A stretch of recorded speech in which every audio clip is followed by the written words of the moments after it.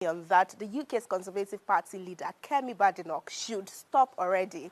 Well, you may have to get a sorry because it doesn't look like it just yet. Over the weekend, she again alleged that the Nigerian police force is licensed with guns as armed robbers to steal from the people. Badenoch, in an interview, says that the NPF once stole her brother's shoes and wristwatch. Police. I do.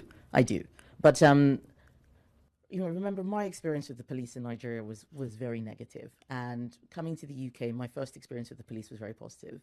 The police in Nigeria would rob us. So when people say, "Oh, I had this bad experience with the police because I'm black and they're white," I was like, "Well," I remember the police stole my brother's shoes and his watch. His shoes? Yeah, they took his shoes and his watch. It's a very poor country, so people do all sorts of things, and giving people a gun is just a license to intimidate. All right, let's take some reactions to this development. FC_account on X is saying that robbing shoes and belt. It says, "Madam, they have upgraded since then. Oh, they go with you to ATM to withdraw your money like they are your relatives." Also, in reaction to this one, that quite agree. Tosin says, "Someone died inside Uber in this Lagos, and Uber drove to the nearest station to report. Lagos police stole his watch and other valuables before the family arrives. Imagine stealing from a young man that died in an Uber after suffering cardiac arrest." And then he's laughing out loud right there. Also, in reaction to this, it's Aisha Yusufu who says, "Kemi Badenoch should grow up and move on. Context is everything. She was asked if she trusts the British police. How is what happened with Nigeria police a reason for her to know if she would trust the British police or not? What also brought in poverty? If UK doesn't give enabling environment for people to loot Nigeria's wealth and take it there, poor and Nigeria will not be in the same sentence." And final thought from this is also coming from X, from Nee, who says, "If you were ever out on the streets for answers or tweeted for answers on your phone, but you have issues with Kemi, then you need serious checkup." And that's why Kemi is trending this morning. Nigeria Police is trending. I know that the first PRO in Delta State, Edafe Bright, has also reacted, and he says, "She says 1,001 things. Why is the police part what is trending?" But, well, we cannot help trends. Now, Mali, Niger, Republic, and Burkina Faso will officially cease to be members of the Economic Community of West African States, that's ECOWAS, effective January 29, 2025.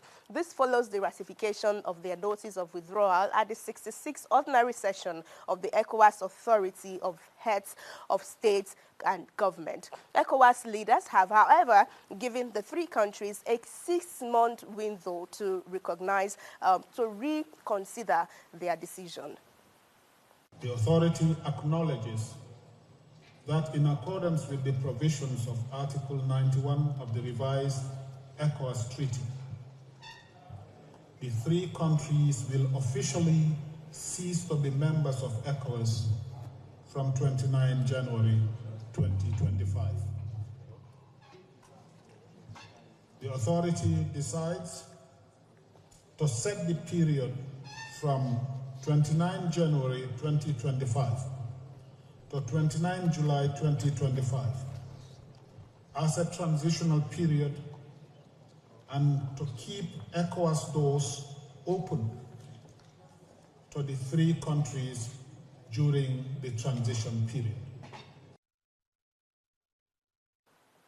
All right, so that's the position of the ECOWAS right there. Your short plug on X is tweeting, and it says, "Russia couldn't help Assad. What makes them think Russia can save them?" When we're still on that comment right there from that user, your number one plug. But then let's see Ima Kwame, who has said that, what has ECOWAS done for them? How has their countries progressed since they defied ECOWAS? It's ECOWAS laws.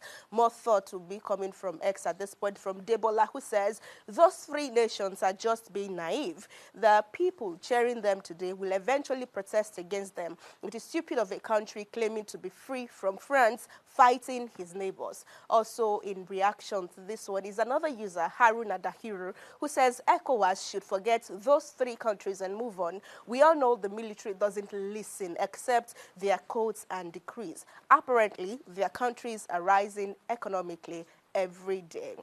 All right, let's now come to issues that will happen today. The Supreme Court will today, Monday, December 16, 2024, determine if President Bola remains Nigeria's president or otherwise. This is because fresh suits is seeking his removal from office and alleged to hold the same office as Nigeria's president, and also the usurpation of the same office against the law of the country. This is instituted against him by a Hope Democratic Party candidate in the 2019 presidential election, Ambrose Albert, who filed a fresh suit directly at the Supreme Court to say that Mr. President has to be removed from office. Well, how did this meet netizens? I saw Supreme Court trending. I soon jumped on it, and it was full of stickers and, soft reactions, really. Damilare Odulese says, Supreme Court of which country? And he's adding this meme right there. Okay, Ima Ofem says, whatever this man that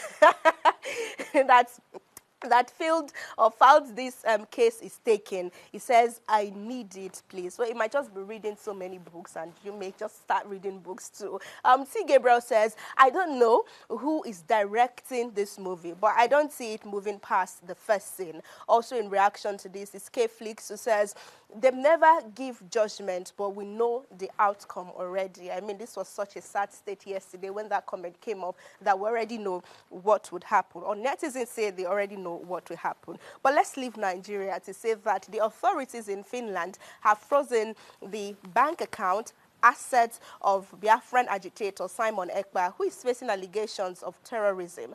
The Finnish government has also frozen the assets of companies associated with Ekpa and 4 of his accomplices who are also in remand. So this is according to a Finnish newspaper, Lee. The paper reports that Ekpa is also currently being held at a Klimakoski prison that is described as a high-security facility in Finland for housing dangerous offenders such as murderers and rapists. So this is why Ekpa is trending this morning. Realness000 says, we don't want that. His sin is against Nigeria's state. Repatriate him to serve his jail term in Nigeria. More thought to be from Jamilu Sufi, who says, United Nations need to address this issue here. You can't just arrest a whole prime minister for just visiting your country. Okay, who's going next? Africa Confidential says, so, since his detention, how has Nigeria improved? That's for those in the comments hailing this news as a welcome development. All right, so we leave it at that to have our final story to celebrate a Nigerian. He's a model, Samuel Uwajago, who has become the first Nigerian and the very first African to win the prestigious Mr. International title. His victory came after defeating other 46 contestants from around the world at the 16th Mr. International pageant in Thailand. We have that video right there. Nigeria! Congratulations, Nigeria! You are the new Mr. International 2024. Great job! As a software engineer, I've learned that technology should be used to enhance human communication and not replace it. As Mr. International, I will encourage others to balance their offline and online lives. By doing this, we'll prioritize meaningful relationships, promote empathy and kindness, where everyone feels heard and understood. Thank you.